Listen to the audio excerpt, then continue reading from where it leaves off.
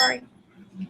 Hello everyone, today I'm going to talk to you about the first time I ever had a pet deer. I was about 2 or 3 years old and just a wee little guy. My dad, Pat Sr., brought home 2 baby deer that he caught that we later named them August and Isabel. It was like the best thing that ever happened to me at the time.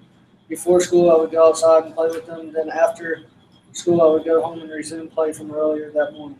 At night when my parents were asleep I would sneak them inside and let them sleep with me. Pat Sr. and I raised them just as good as their mother would have. We fed them goat milk so that they would have all the nutrients that they needed in order to be fast and strong. We put a bright orange color on both of them. That way when we released them, we would know it was them and the hunters would not shoot them. Whenever we would feed them, we would make a noise that they would recognize forever, so when the time finally came and they got all grown up and we released them to the woods, we could call them and they would come to us by the camp house where we released them. We saw them time and time again for about 10 years.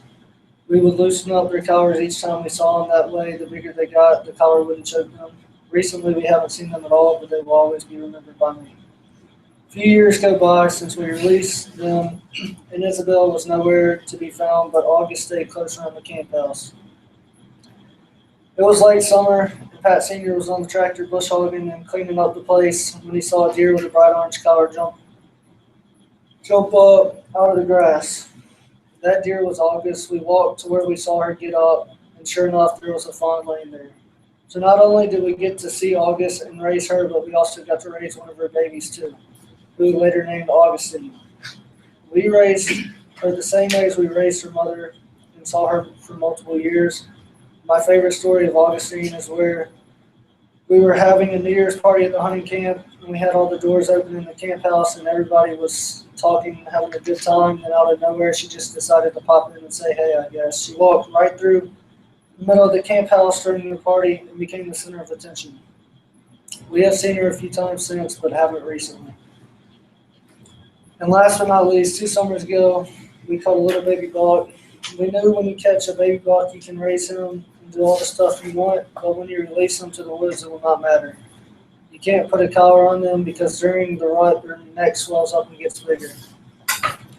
That being said, you can't put a collar on them. If you did so, when their neck swells up, it would choke them to death. Initially, we named him Backstraps, and he was a really person-friendly deer.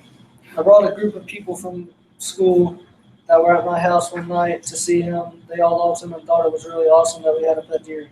I specifically remember a fellow classmate, Tanner Chastain, gave Backstraps a new name that stuck with him forever. Tanner had named Backstraps D'Angelo.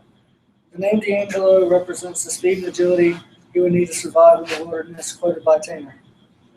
Today, being given that name, I'm sure he is out there getting under hunter's skin when he's so fast that he dodges their arrows and bullets. The name D'Angelo gives him the mindset that he's in it to win it and nothing can stop him. Quoted by Tanner Chastain.